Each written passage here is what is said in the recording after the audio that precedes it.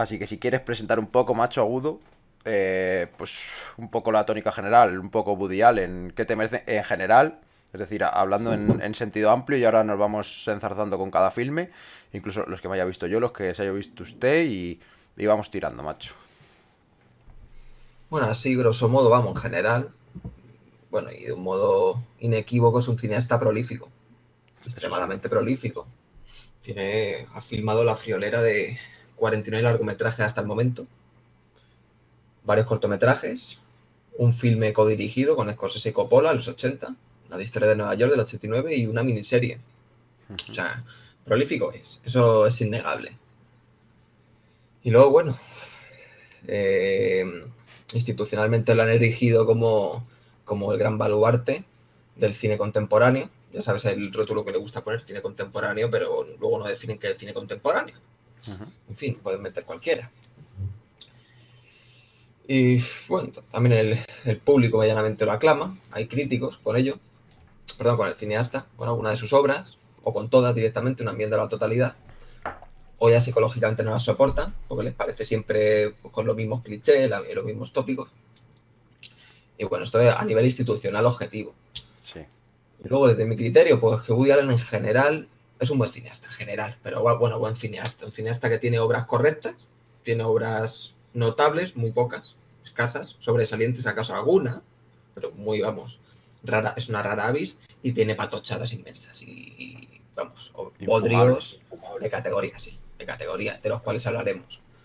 Entonces, un cineasta muy irregular, pero bueno, y no irregular porque tenga altibajos en sus obras, sino porque no tiene una consistencia poética potente. Y el directo, bueno, el directo anterior, no, creo que sí fue el anterior de Foregan. Hablé de que, bueno, de que iba a comentar la distinción, o mejor dicho, la oposición entre el cine de Hitchcock y el de Woody Allen, Sí. en general, que son cineastas opuestos. Y no significa que sean de estilos opuestos, pero que hay una isovalencia poética, es decir, que valgan lo mismo como poetas. No, Hitchcock es un poeta sublime y Woody Allen es un poeta normal, a veces tirando a bueno, a veces tirando a horrible y deleznable, es decir, nada que ver. ¿Por qué? Porque Hitchcock es un cineasta eminentemente visual, es un cineasta de una profundidad inabarcable, hace uso del medio expresivo de un modo potentísimo y sublime, en donde las ideas que están conceptualizando la obra están insertas dentro de la misma, dentro, permeando y penetrando todas las capas sobre las que se mueve una obra cinematográfica, a través del montaje abstracto, de la puesta en cuadro, todos los elementos, es decir, de una planificación al mínimo, o sea, perdón, al mínimo, al Al máximo, milímetro. al milímetro, eso me refiero. Mientras que Woody Allen pues, es un cineasta eminentemente verbal, es decir, donde muchísimas películas se sostienen mediante los diálogos, en donde la puesta en escena depende muchísimo de los diálogos, Sí, sí, donde la mayoría de sus obras no hay un montaje abstracto. Su modo, y cuando pretende hacer una dialéctica de encuadres en una escala más soviética, por así decirlo, es decir, con mucha logorrea, ¿me sí, sí, entiendes? Al sí. modo de la vanguardia de Seisten, como por ejemplo en Zelig, que es una especie de falso documental experimental, que bueno, no diga experimental, un falso documental, pues se queda en anécdota, en obra interesante. O en las obras de sus primeros años 70, que luego hablaremos, citaremos como Bananas, por ejemplo. Entonces, bueno, es un cineasta con muchas limitaciones expresivas, sin perjuicio de luego la calidad de ciertas películas, pero que no son, vamos, como a la crítica, solo hay que Ni ver el mucho video menos. de las calificaciones y las críticas de los críticos de cine, de los pagados para escribir, que a veces tienen razón y a veces no, pero bueno, Casi siempre no no. tienen, no tienen consistencia doctrinal, bueno, lo ocupan como si fuera un genio absoluto, a través muchas veces de adjetivos calificativos, pero que no hablan de la poética de la obra. Y ya está. Esto como introducción, Sí, si no sí, me sí, enrollo. sí. Me parece perfecto, lo has clavado, macho. Mira, te voy a silenciar un segundito aquí, que me oigo doble. Pues eso, yo decir de Woody Allen, pues que me he metido un absoluto maratón, como he venido diciendo. Y eso, es un cineasta, como yo te comentaba el otro día, además que lo hablábamos, que no tiene un estilo definido en absoluto. Es decir, yo creo que es y no tiene una doctrina en absoluto. Es decir, por eso se contrapone también a Hitchcock, que lo tenía tan bien marcado, tenía sus filmes definidos por escenas, por dibujos, por... Es decir, antes de hacer un filme tenía cada plano dibujado y tenía que ser... Y poca modificación había durante el rodaje. Es decir, no lo permitía, no permitía la improvisación, sino que simplemente iba a favor de lo que había hecho y ya está, ¿no? Con Woody Allen, a mi parecer, pasa lo completo opuesto. Woody Allen es un cineasta que tiene cierto rigor por el año en el que ha nacido al final. Recordamos que me dijiste el otro día que era del 35, si mal no recuerdo. Y pues que eso se ha criado en una época con buen cine. Es decir, se ha criado y ha mamado seguramente en todas sus etapas, su etapa de más joven, buen cine. Entonces, cuando ha querido emular ese buen cine y ha cogido, pues eso, imitaciones de estructuras poéticas, de buenas obras con consistencia, ¿no?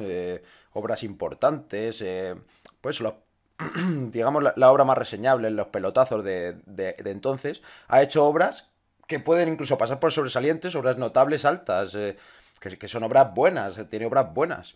Pero cuando ha pasado a imitar, es decir, en su época ya más desaforada, más adelante, en los finales de los 80, los 90 y marcando específicamente como año fatídico el 92, ha hecho absoluta basura, es decir, absoluta basura porque ¿por qué? Porque no tenía una concepción del cine clara, ¿no? Él lo que iba haciendo es copiar. Cuando copias a los maestros, pues te sale algo más o menos decente. Puede ser notable, puede no serlo, pero algo decente, por lo menos en cuanto a la narrativa visual y en cuanto al manejo de la cámara, al aprovechamiento de la técnica, es decir, estructura poética. Pero cuando copia absolutas patochadas, cuando pasa más adelante, e intenta hacer pasar pues ciertos movimientos de cámara, ciertos detalles como vanguardistas, ¿no? Como intentar hacer absolutas barrabasadas. ¿Por qué? Porque no tiene ni siquiera la imitación de una doctrina del cine. Es que porque no la hay. Es decir, como no copia de ninguna doctrina potente, cuando no bebe de ninguna doctrina potente, se cae absolutamente. No es que no se pueden llamar ni obras cinematográficas lo que hace. Entonces ahora iremos comentando paso por paso, filme por filme. Vale, aquí tenemos nuestras notas cada uno. Pues más o menos lo que nos inspira. Bueno, es un director con muchas manías, sí, una egolatría absoluta para empezar. La egolatría de Allen no conoce límites, es un narcisismo absoluto, no habla nada más que de sí mismo. Y tiene cuatro temas que además lo hablábamos ahora mismo y que es patente. En cuanto te ves unos cuantos filmes suyos, sabes cuáles son sus temas fetiche a los que va a dar vueltas y vueltas y vueltas y muchas veces sin llegar a ningún término. De hecho, la mayoría de veces no llega a ningún término, que son él mismo y su carácter neurótico y tal, o como él quiere venderlo, que puede ser muy diferente a cómo es. Después, el psicoanálisis está presente en absolutamente todas. Y además de forma muy importante en casi todas. Y luego, siempre hay referencias a judíos y nazis. Todas. Pum, pum, pum, pum, pum. Todas. En todas las hay. Es un cineasta que se repite hasta la saciedad. Eso es así. Se puede repetir mejor o peor. En unas más de forma más preclara, más clarividente. Y en otras haciendo absoluta basura. Luego también está obsesionado con el sexo, con perseguir jovencitas, que ya lo hablaremos, con los matrimonios frustrados, las relaciones posmodernas que se rompen, pero además retratándolo menos en Manhattan, a lo mejor, o en Annie Hall, retratándolo de una forma burda, además muy melodramático, le gusta mucho el culebrón, pero bueno, vamos a ir hablando de ello en cuanto vayamos mencionando sus obras, que yo la última me la he visto hace nada, la verdad. O sea, la última que he visto, que es Annie Hall, que es justamente la primera que pasaremos a comentar, supongo. Entonces, pues eso, la que quieras empezamos a comentar, Agudo. Si tienes que mencionar alguna que yo no haya visto, la mencionas y das una explicación acerca de lo que te parezca. Estás ya. No, bueno, pues eso, sí, lo que has dicho grosso modo, bueno, hay ciertas cosas ya matizaremos y habrá los contrapuntos de la dialéctica, sobre todo con algunas obras, ya lo sabemos. Uy, Hay es obras verdad, me acabo de acordar. de manera. Lo podemos anunciar o lo dejamos, bueno, dejamos el suspense. Lo dejamos. Sí, sí.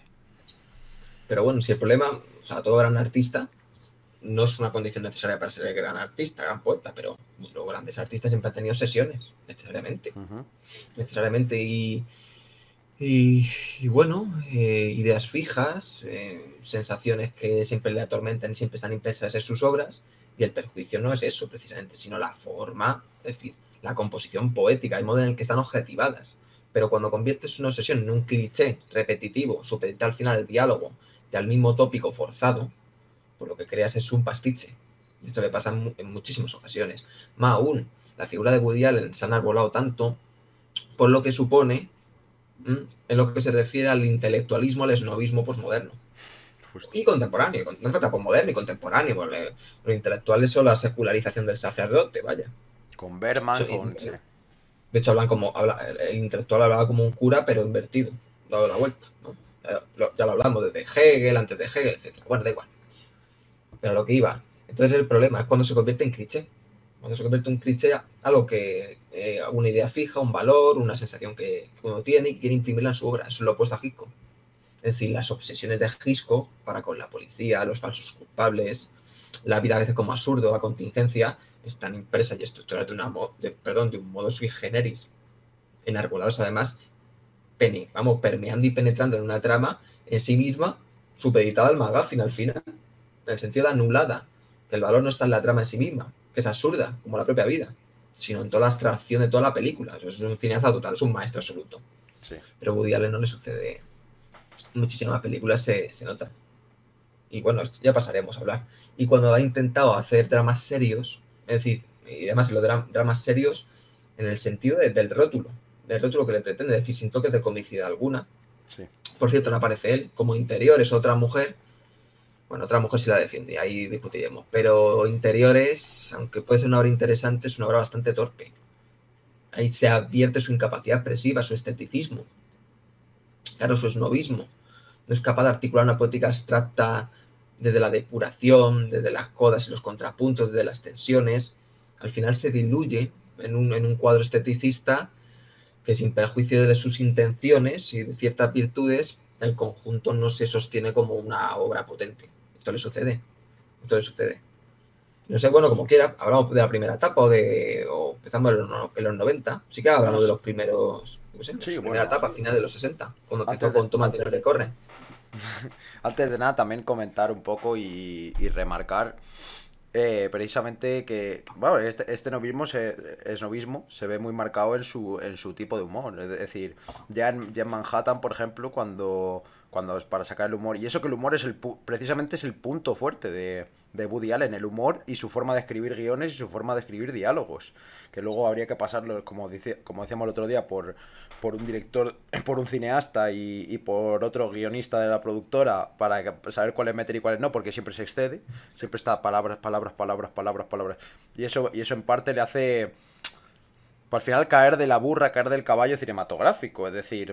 Y a la vez lo que le monta, es decir, precisamente lo que le hace triunfar en el cine, que es su puto diálogo, su guiones y tal, que tiene su gracia, su comicidad, y además ese personaje que siempre interpreta con cara de pánfilo, es lo que le mantiene en el cine y sin embargo es muchas veces opuesto al cine, es decir, antes del sonoro. Con imágenes puramente, Woody Allen andaría, ni se le conocería, no sabría quién es. No, palidece completamente. ¿Se me oye o qué? Sí, sí, se te oye, se te oye. Ah, sí, perfecto, no se te oye. Por ahora doble, menos mal. Sí. No, que digo, lo que has dicho palidece. O sea, palidece. Eh, no sé. Bueno, Ah, iba a sí. citar un. Sí, No, dime. no, no, que creía que ya, pero termina de decir esto y ya pasamos a su primera etapa, vemos lo que quieres Ah, comentar sí, de la sí. primera etapa y tal. No, vamos, solo ves una película suya doblada en otro idioma. Y claro, bueno, ahí advierte realmente su poética en seco, es decir, cómo se sostiene su poética sin entender ni un diálogo. Se derrumba. La mayoría de sus películas, pero se derrumba, se derrumba. Hay otras que da igual, aunque sean los mejores diálogos del mundo, son los peores desastres posibles, de los cuales ya hablaremos. Sí. Claro, y esto sucede y ahí está la posición entre Hitchcock y Woody Allen en lo que se refiere a genealogía, en virtud de la cual Hitchcock es un cineasta que trabajó y se empapó del cine mudo hasta el fondo, y por eso es un cineasta magnífico, que el cine mudo es el cine más puro, pero no en el sentido purista idealista, sino que es el cine que hace el uso más genuino del medio expresivo cinematográfico. Es decir, lo que puedes expresar con la imagen de un modo brillante, pues evita los diálogos, de cualquier modo. De hecho, a finales de, bueno, ya a finales de los años 20, que es cuando llega el mayor grado de estilización poética en el cine, muchísimas películas ya, entre ellos, entre la industria, entre los cineastas, entre los artistas y entre los del gremio, se valoraban en función del número de intertítulos que tenían. Es decir, aquellas que tenían menos intertítulos era un logro. Claro, Ujú. si compones una obra maestra con 2 intertítulos, es un ejemplo, no suelen ser dos, no, a mí que suelen ser más, ¿no? Pues fíjate, es mucho mejor que aquella obra virtual, virtualmente idéntica, pero virtualmente en donde hace, por ejemplo, en la que se haya 120 intertítulos, claro, lógico. Sí. Sin embargo, Woody Allen es un cineasta eminentemente verbal. Es decir, hubiera sido, bueno, y lo fue, un humorista de stand-up brillante, claro, Sí. y además. Sí.